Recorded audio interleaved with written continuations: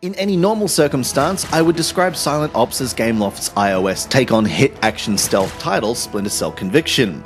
But Splinter Cell Conviction was the company's take on Splinter Cell Conviction, so now I'm thoroughly confused. Yes, it appears that it's finally happened. Gameloft has started cloning its own games. That's not necessarily a bad thing, of course, and to be fair to the developer, it's more the action bits from Splinter Cell Conviction rather than the entire game. What's annoying is that, for the most part, Silent Ops doesn't appear to bring any new elements to the table either.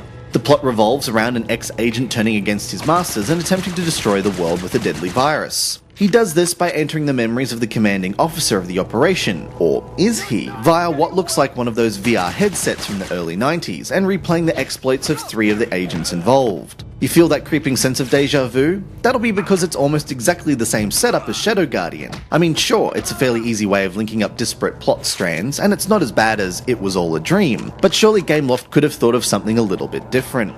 Never mind though, as it does mean you'll be creeping, shooting and sucker punching baddies around the globe without having to pay attention to the awful plot. Scratch that, the first 2 levels feature creeping, but the rest of the game is your normal third-person shooter. You won't even need to take cover that much either, thanks to enemy AI that stands still and stares you down while you plug them in the face. Silent Ops then may be far from silent, but it does feature some entertaining passages of spy-like action. Leaping over obstacles and using the auto-aim to fire a few silenced rounds into a guard is strangely satisfying, as is the wide variety of exotic locations you'll visit during the game. But you'll need to dial down your expectations once again if you're going to really enjoy Silent Ops, because there are numerous flaws, some new, some old, constantly gnawing away at any excitement. There's no death animation or real indication as to when your character is going to die, for instance. Take too many bullets too quickly and the game abruptly cuts to a menu screen without warning, which is as jarring as it is amateurish. The boss fights, if you can call them that, are terrible. One near the start sees you taking down a helicopter by firing a silenced pistol at it until it drops. It's not just nonsensical, it's also dull.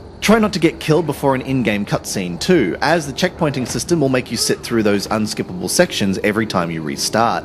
Then there's the multiplayer, which is essentially one big camp fest where everyone hides behind the nearest box. There doesn't appear to be a way of unlocking weapons unless you stump up more real-world cash for them either, something this first-person shooter veteran finds despicable for a paid game to do. Silent Ops is another example of this will do rather than this is awesome. It's a game that's capable of executing a few exciting set pieces, albeit not quite to the same level as Modern Combat 2, but it lacks the coherence and polish to really pull them off. What's most saddening though is that Gameloft hasn't really moved on in terms of gameplay since Splinter Cell Conviction last year. It is essentially just more of the same.